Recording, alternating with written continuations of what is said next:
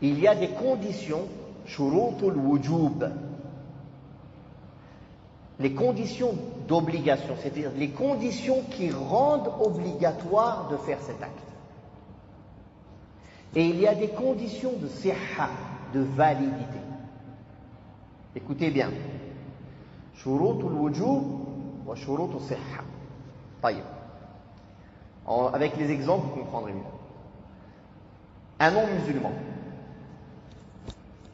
s'il prie, est-ce que sa prière est valide?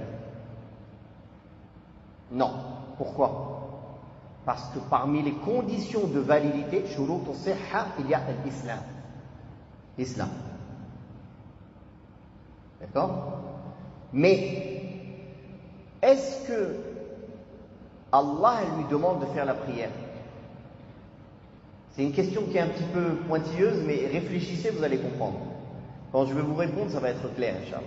Est-ce que Allah demande aux non-musulmans de prier, de jeûner, de faire le hajj, de donner la zakat, de délaisser les interdits, de faire les obligations? Est-ce qu'il leur demande? Est-ce qu'Allah leur a ordonné, au même titre qu'il a ordonné aux musulmans? Oui ou non? Répondez, n'ayez pas peur, on apprend. Comment? Oui? Non? Qui dit non? Levez la main. Non, Allah il leur a pas ordonné. Qui dit oui? Allah il leur a ordonné. La majorité cette fois elle a raison. Oui, Allah leur a ordonné, comme il l'a ordonné à tous les hommes et tous les djinns. Mais elle ne sera acceptée d'eux qu'avec l'islam. Un exemple parlant pour comprendre cette différenciation. Quand entre l'heure de la prière, est-ce qu'Allah a ordonné à tous les musulmans de prier? Oui.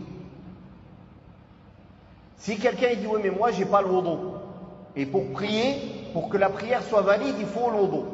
Donc puisque j'ai pas le wudu, la prière n'est pas obligatoire pour moi. Est-ce qu'on accepte cet argument? Non. Autant la prière sans les ablutions ne sont pas valides, autant s'il n'a pas les ablutions, il n'a pas une condition de validité de la prière, mais autant Allah lui a demandé de prier. Et pour prier, il lui a demandé de faire les ablutions. De même le non-musulman. Allah lui a demandé de prier, de jeûner, de faire la zakat, de faire le hajj. Mais pour faire cela, il doit d'abord entrer en islam.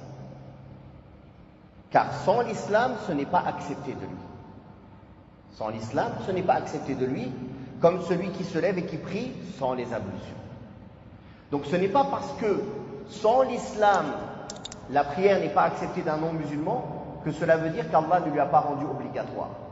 Il lui a rendu obligatoire, et c'est pour cela qu'on voit dans le Coran qu'Allah Ta'ala parle des gens le jour du jugement dernier qui ont démenti le jour du jugement dernier. Quelqu'un qui dément le jour du jugement dernier, il n'est pas musulman, il n'est pas croyant.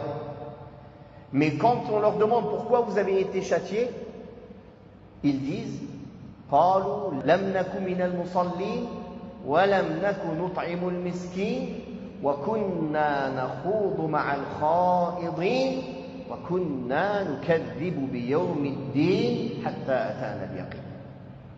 On ne faisait pas partie des gens qui priaient. C'est-à-dire, une des causes pour lesquelles ils sont châtiés, le fait qu'ils n'ont pas prié. Le fait qu'ils n'encourageaient pas à donner aux pauvres. Le fait qu'ils divaguaient avec ceux qui divaguent. Et le fait qu'ils traitaient de mensonges le jour du jugement dernier. Donc ces gens-là qui parlent dans le Coran, qu'Allah Ta'ala parle que le jour ils vont dire cela, ne sont pas musulmans. Pourtant, ils disent qu'ils se font châtier car ils n'ont pas prié. Cette question-là, vous allez dire, ça sert à quoi de savoir ça? Hein? Parce qu'en vérité, c'est entre eux et Allah, c'est dans l'au-delà, n'est-ce pas? Dans ce bas monde, ça ne change rien. On doit les appeler à l'islam et leur montrer la réalité, le droit chemin. N'est-ce pas? Il y a une différence. Je vais vous donner certaines mises en pratique de cette règle. Celui qui dit ce n'est pas obligatoire pour un non-musulman de prier, de jeûner, pendant Ramadan, il peut lui donner à manger. Lui préparer à manger. Et celui qui dit il lui est obligatoire de prier et de jeûner, il n'a pas le droit de lui préparer à manger. Il ne doit pas l'empêcher. S'il mange même chez toi, il se prépare lui-même, il mange, tu ne l'empêches pas de manger. Mais tu ne dois pas l'aider, tu ne dois pas le préparer. Car tu l'aides à un péché. Parce qu'Allah lui a demandé d'être musulman et de jeûner. N'est-ce pas? Et toi, en lui préparant à manger, tu l'as aidé à désobéir à Allah. Donc tu es pécheur. Vous avez compris maintenant? Cette règle, elle sert à quoi? C'est lié à l'au-delà, mais c'est lié à certains actes pour le croyant. Il ne peut pas aider le non-musulman à faire des choses qui sont considérées haram. Vous avez compris la différence? Barakallahu fikum.